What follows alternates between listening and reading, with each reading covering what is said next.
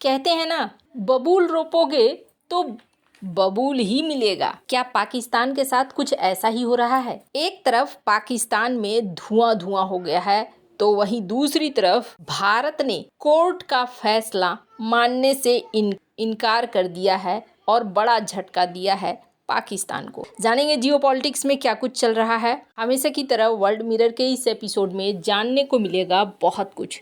आइए जानते हैं इन खबरों को विस्तार से। मैप में ये जो इलाका देख रहे हैं, ये इलाका है खैबर पख्तूनख्वा। ये लगभग पाकिस्तान का एक ऐसा इलाका हो गया है जिस इलाके को लेकर कहा जाता है कि अब यहाँ पर सरकार का कंट्रोल धीरे धीरे हाथ से छूटता जा रहा है। ये इलाका एक ऐसा इलाका है जो अफगानिस्तान से लगता हुआ इलाका है और चाइना इस मामले में पाकिस्तान की मदद करने की कोशिश कर चुका है। हाल ही में चाइना ने अफगानिस्तान के मंत्री मुत्ताकी को अपने देश के अंदर बुलाया और फिर पाकिस्तान के इसाक दार को बुलाया। दोनों को बुलाने के बाद मीटिंग भी हुई और इस मीटिंग के बाद कहा गया कि अफगानिस्तान और पाकिस्तान मिलजुल कर रहेंगे। लेकिन क्या ये मीटिंग सफल हो पाई? चाइना का इरादा था कि अफगानिस्तान टीटीपी को कंट्रोल करे और पाकिस्तान पर होने वाले हमले को रोके। खैबर पख्तूनख्वा का इलाका हो, बलूचिस्तान का इलाका हो, ये इलाके बहुत ज्यादा संवेदनशील हैं और साथ ही साथ चाइना के लिए मायने भी करते हैं। चाइना ने ये मीटिंग यही सोचकर करवाई थी, लेकिन इस मीटिंग का कोई फायदा होता हुआ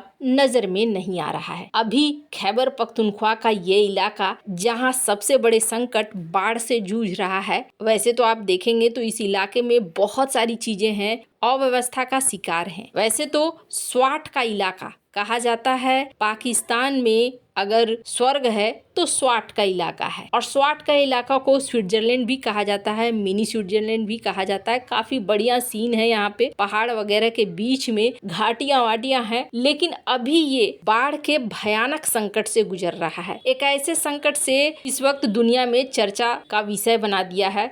स्क्रीन पर एक वीडियो देख रहे हैं, एक पाकिस्तानी पत्रकार ने इस वीडियो को शेयर किया है, जिस वीडियो में ये दिख रहा है कि एक ही परिवार के करीब 12 से ऊपर लोग हैं जो यहाँ पर खड़े थे, पिकनिक मनाने के लिए गए थे। उसके बाद बाढ़ का पानी इन्हें घेर लेता है। काफी घंटों तक ये इंतजार करते हैं, लेकिन हेलीकॉप्टर की मदद यहाँ पर नहीं पहुँचती है। पत्रकार ने इस बात को कहा है कि हमारी सरकार सब कुछ देख रही है, लेकिन इंसानियत को क्या चाहिए उस चीज पर ध्यान नहीं दे रही है। ये बात तो बिल्कुल सही है। पाकिस्तान को अगर आप अभी देखेंगे तो ये चाइना के साथ साझेदारी करने की बात हो या अमेरिका के साथ साझेदारी करने की बात हो, इन चीजों पर ध्यान देते हैं, न कि अपने देश को कैसे विकास के रास्ते पर लाया जाए उस चीज पर ध्यान नहीं देते हैं। ये इलाका अभी हाल फिलहाल में और चर्चा में आया था क्योंकि टीटीपी के हमले में एक बेहद खास शख्स मारा गया और कितना खास है इसका अंदाजा आप ऐसे लगा सकते हैं कि इस मेजर के मरने पर असीम मुनीर इसके फ्यूनरल में पहुंचे थे। और ये मेजर कौन था? कहा जाता है कि अभिनंदन वर्धमान को पकड़ने वाला शख्स यही था जो मारा गया टीटीपी के साथ लड़ाई में। खैबर पख्तूनख्वा का इलाका एक ऐसा इलाका बन गया है जो पाकिस्तान सरकार के कंट्रोल से बाहर जाता जा रहा है और यहाँ आए दिन कुछ न कुछ घटनाएं हो ही रही है। सीन ऐसा बन गया है कि स्क्रीन पर एक आर्टिकल देखिए, ये लाइन कभी भारत कहा करता था, लेकिन आज ये लाइन पाकिस्तान कह रहा है यूएनएससी में, और यूएनएससी में इसने अफगानिस्तान के साथ रिक्वेस्ट करा है। अफगानिस्तान से इनका कहना है कि आप प्लीज कंट्रोल कर लो, टीटीपी को इस तरीके से अपने देश में स्वर्ग मत बनने दो कि वहां पर ये रहते हैं, सुरक्षित हैं, जिसकी वजह से ये हम पर लगातार हमले कर पा रहे हैं। टीटीपी के साथ अब आईएसकेपी भी कहा जा रहा है। कथित तौर पर ये दोनों जुड़ गए हैं और जुड़कर ये पाकिस्तान के लिए समस्या खड़ी कर रहे हैं। आईएसकेपी और टीटीपी का अगर गठजोड़ हो रहा है तो ये गठजोड़ पाकिस्तान के लिए सबसे बड़ा समस्या लेकर आएगा, क्योंकि फिर पाकिस्तान में अगर कहा जाए स्थिरता की बात तो वो संभव नहीं होगी। अब एक ताजा केस हुआ है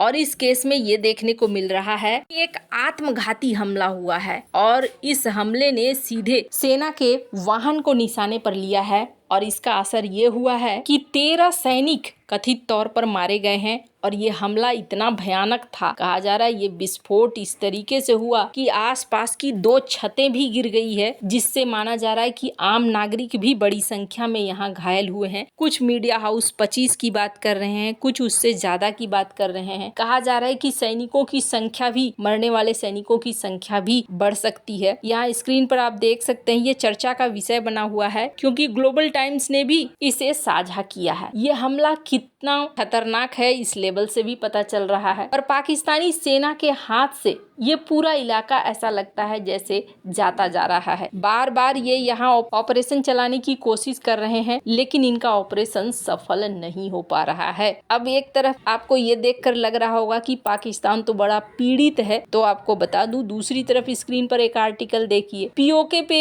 भारत ने एक्शन लिया था और एक्शन लेने के बाद ये देखने को मिला था कि भारत ने कई चौकियों को और कई ऐसे बंकरों को तबाह किया था जहां से आतंकवादियों को ट्रेनिंग वगैरह मिलती है। पर कहा जा रहा है कि पीओके में जो इमारतें ध्वस्त हो गई और जो इस तरीके के सेंटर थे जो ध्वस्त हो गए हैं, उनको फिर से रीबिल्ड कर रहा है पाकिस्तान, एक बार फिर से बना रहा है। यानी वो तैयारी कर रहा है। किस चीज की तैयारी कर रहा है? क्या भारत से लड़ने की? बिल्कुल। पहली बात तो ये कि पाकिस्तान अभी एक बहुत बड़ी मुश्किल में फंसा हुआ है। भारत के साथ पंगे लेकर उसने ये नहीं सोचा था कि भारत वाटर ट्रीटी को ध्वस्त कर देगा, और भारत ने इस एग्रीमेंट को ही बंद कर दिया, खत्म कर दिया। खत्म करने के बाद बिलावल भुट्टो ने भी हाल फिलहाल में एक बयान दिया था जिसमें कहा था कि वाटर ट्रीटी को आपको बहाल करना होगा। अगर आप बहाल नहीं करेंगे तो आपकी 6 नदियों पर कब्जा कर लेंगे। हालांकि फिर बाद में इन्होंने अपने बात को सुधारा और कहा कि हम बातचीत करना चाहते हैं। अगर सीज फायर हो चुकी है तो सारी चीजों को हल करना चाहिए, हम बातचीत करके इसे हल करना चाहते हैं। पर इस बीच पाकिस्तान इंडस वाटर ट्रीटी के लिए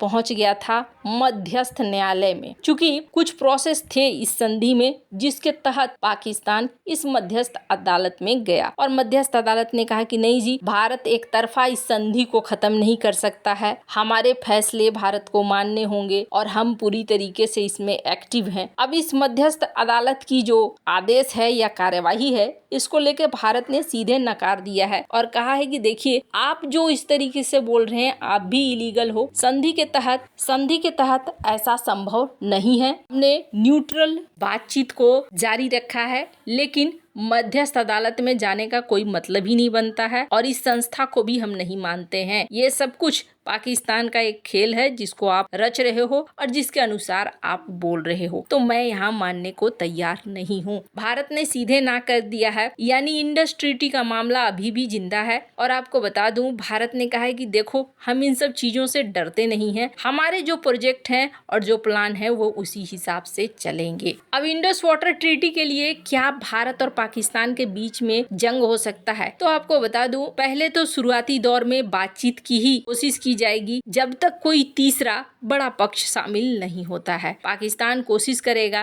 कि अमेरिका इस मामले में एंटर करे। अब भारत की कूटनीति यहाँ किस हद तक चलती है वो देखने वाली बात होगी। आपको क्या लगता है इन सब मामले में? आपकी क्या राय है? कमेंट कर जरूर बताएं। जल्द मिलते हैं अगले वीडियो में नई